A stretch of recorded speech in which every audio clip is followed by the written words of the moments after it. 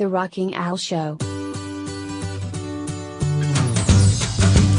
How to be ready when opportunity knocks. Opportunities don't just fall into our laps, asking us simply to pick them up and run with them. Sometimes during our career journey, we may feel stuck in a particular role or wonder why others seem to move forward at a faster clip while we remain in place. The truth is that opportunities don't just fall into our laps, asking us simply to pick them up and run with them.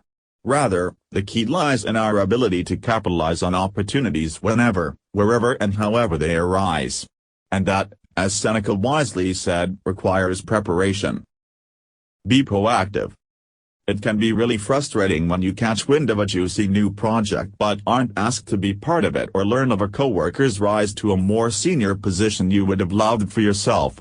Putting aside the myriad external reasons why these opportunities may have passed you by, it's worth taking a hard look inward at what you could have done to better position yourself for consideration. Here's another insightful quote from Seneca: "If one does not know to which port one is sailing, no wind is favorable." Managers can't read your mind, so unless you make your aspirations clear, they're not necessarily going to know what you consider a dream opportunity. More than ever, you need to take ownership of your career and have a vision for your future. Careers rarely follow a linear, predestined path. This opens up exciting possibilities, but it also puts the burden on employees to define where they want to go and then to pursue that path proactively. Let your manager know what you aspire to and what new responsibilities you'd like to take on. You are your own best advocate. Don't be shy about sharing these goals with others across the organization as well.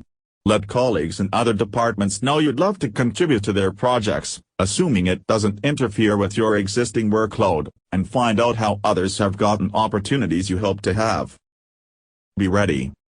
Once you've defined your career goals, you will need to equip yourself with the skills it'll take to achieve them, that is, the preparation part of Seneca's equation.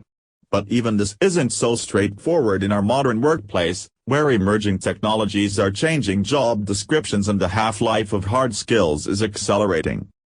You won't be able to pounce on a new opportunity with outdated skills, but you can't predict what tomorrow's sought-after skills will be either. The answer is to always be learning and to cultivate a growth mindset so you find value in the process and not just the payoff. Here's what I mean. If you only consider learning HTML as a means to an end, for example, to update a specific web page element, you'll be frustrated when you find out you also need to know PHP and JavaScript to maintain the site overall. And you won't be in the running when it's time to build a new website. However, if you embrace the reality that programming languages are always evolving, you'll understand why your coding skill set must always evolve too.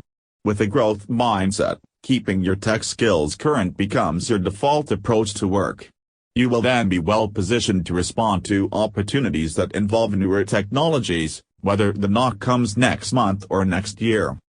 Lifelong learning is arguably the most valuable soft skill you can possess in a workplace environment characterized by rapid change and future uncertainty. Once you have a reputation as a quick and enthusiastic learner, you're far more likely to be tapped by decision-makers at your company for worthwhile opportunities, like that juicy project or open management role. And you'll be ready to take full advantage. Be open to new opportunities from outside. Of course, opportunities knock from outside your current workplace too, and you need to apply the same preparation principles. If the knock comes from a recruiter, for example, you'll still need to demonstrate your fitness to the hiring manager. And if you get the job, you're right back to maintain readiness for those internal opportunities. It's natural to be in opportunistic mode when you're job hunting. You spruce up your resume and LinkedIn profile and make sure your portfolio and website are up to date. You reconnect with your professional network and attend industry events so you'll be top of mind when something opens up. But those activities only increase your chances of hearing a knock at your door.